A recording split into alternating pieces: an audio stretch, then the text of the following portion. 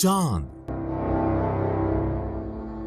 पूरी दुनिया जहां जाने की कोशिश कर रही है वो है चांद। एक के बाद एक, अमेरिका हो, रूस हो, चीन हो या फिर अब भारत, हर देश चांद पर जाना चाहता है।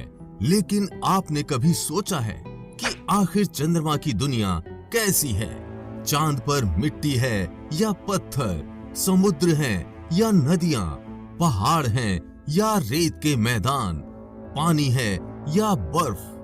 तो चलिए दोस्तों, अगले 10 मिनट में ले चलते हैं आपको चांद की सैर पर। तो चलिए शुरू करते हैं अपने चांद के सफर को।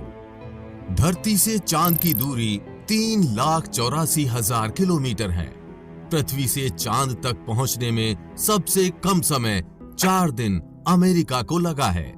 अगर ये मानकर चलें कि हम अमेरिकी स्पेसक्राफ्ट में बैठकर चांद पर जा रहे हैं, तो हमें वहां पहुंचने में 4 दिन का समय लगेगा।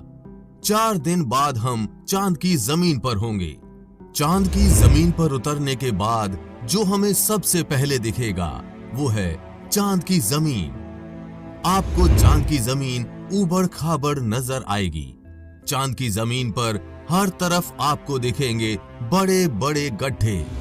जब आप चांद की जमीन पर खड़े होकर ऊपर की ओर देखेंगे तो आपको हमारा खूबसूरत ग्रह पृथ्वी नजर आएगा, जिसमें आपको पृथ्वी साफ साफ अपने अक्ष पर घूर्णन करती हुई नजर आएगी, लेकिन आसमान में सदा उसकी स्थिरता बनाए रखेगी।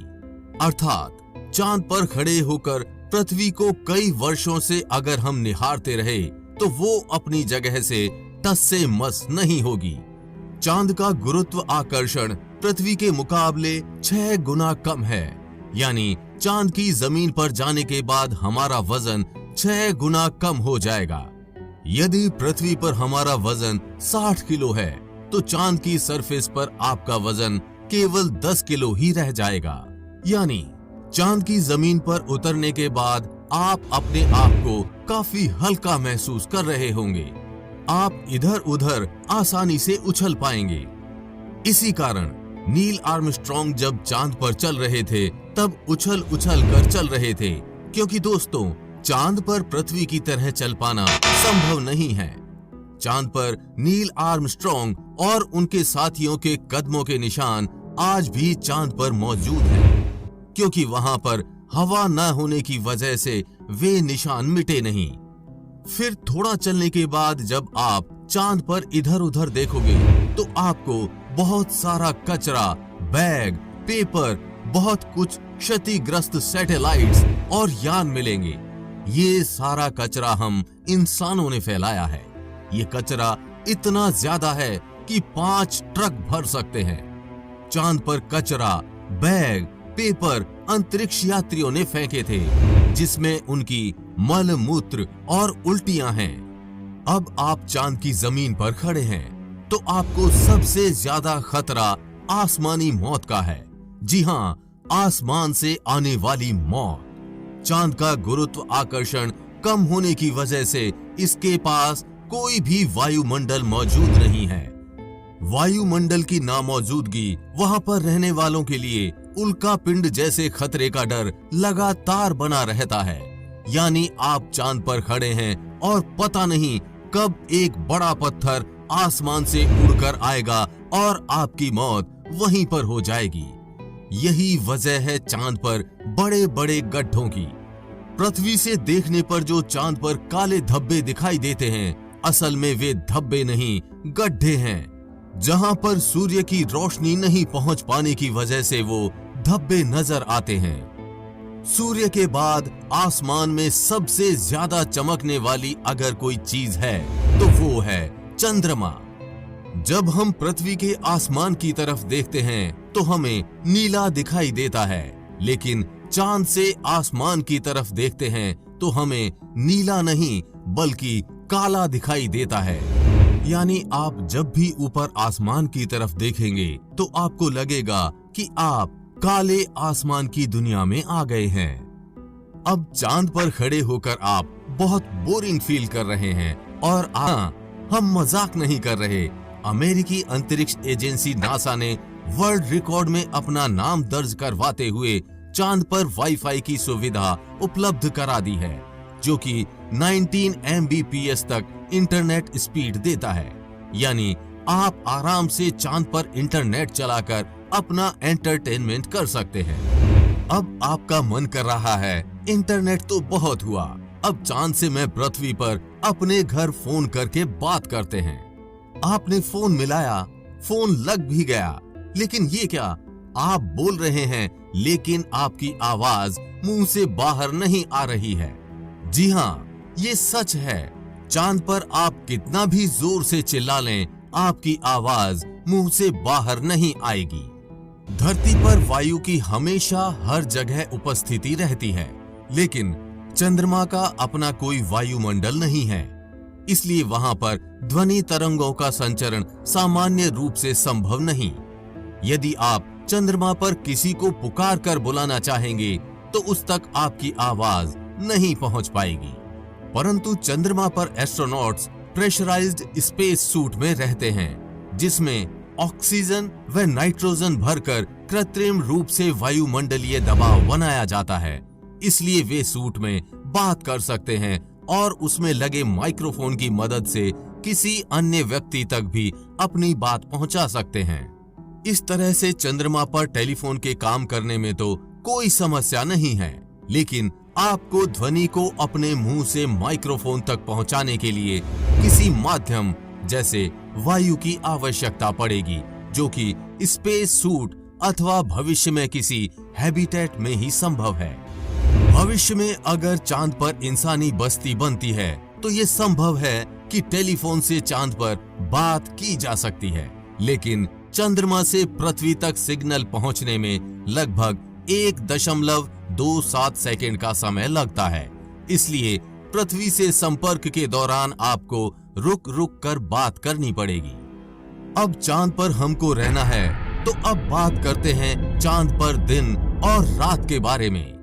चांद को पृथ्वी का एक चक्कर लगाने में 27.3 दिन लग जाते हैं और अपने अक्ष पर भी एक चक्कर लगाने में इतना ही टाइम लगता है। यही वजह है कि चांद पर हमें एक बार में एक ही भाग दिखता है, दूसरा भाग छिपा रहता है। वहीं चांद पर एक दिन करीब 14 दिन का होता है, रात भी इतनी ही लंबी होती है। लिहाजा चांद की सतह पर मौजूद वस्तुओं पर रात और दिन का बहुत ज्यादा असर होता है।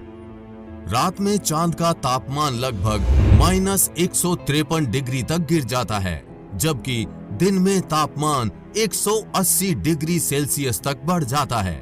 फिर चांद के अलग अलग हिस्सों की स्थितियां भी अलग अलग होती हैं। माना जाता है कि चांद का साउथ पोल ज्यादा ठंडा होता है। रात तो वहां पर इतनी ठंडी होती है कि पृथ्वी का कोई भी मनुष्य शायद ही उन हालात में रह पाए। बस्तियां बनाने की कल्पना तो दूर की बात है।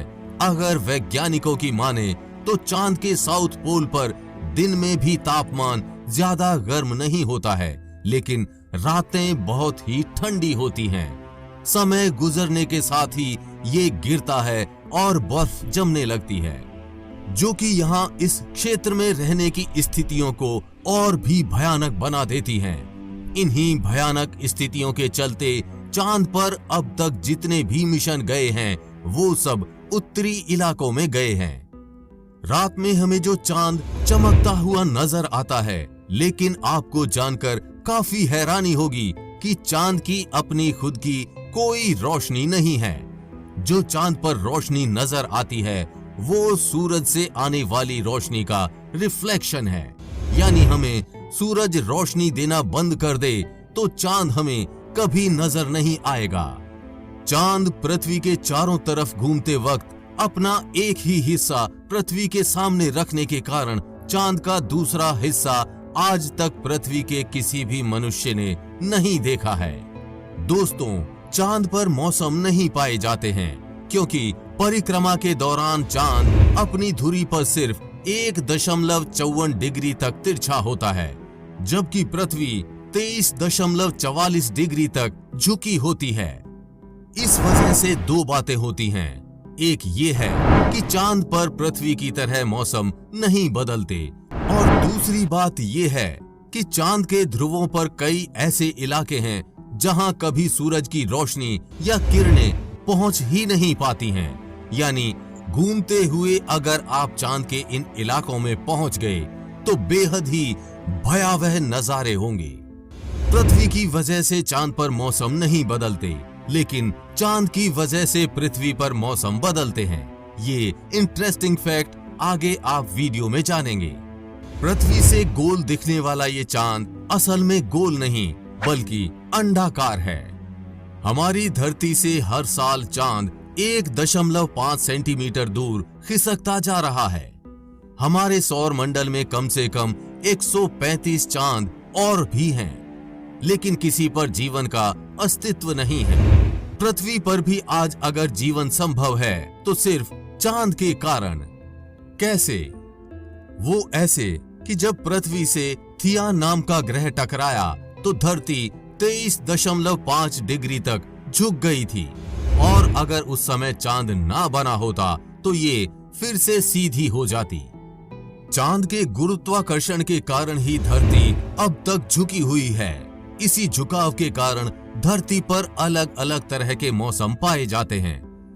यदि चांद ना होता और धरती सीधी हो जाती तो दिन और रात दोनों बराबर यानी कि 12 घंटे के होते, और दोनों ध्रुवों पर बर्फ ही बर्फ होने के साथ भूमध्य रेखा का क्षेत्र आग से झुलस रहा होता। आपको चांद का ये डरावना लेकिन जानकारियों से भरा सफर कैसा लगा? हमें कमेंट बॉक्स में लिखकर जरूर बताएं। चंद्रयान 3 पर आगे भी अपडेट्स आती रहेंगी, इसलिए अपडेटेड रहने के लिए चैनल को सब्सक्राइब करके बेल नोटिफिकेशन ऑन जरूर कर लें। जल्द मिलेंगे ऐसी ही इंफॉर्मेटिव वीडियो के साथ। तब तक के लिए बी हैप्पी, बाय बाय।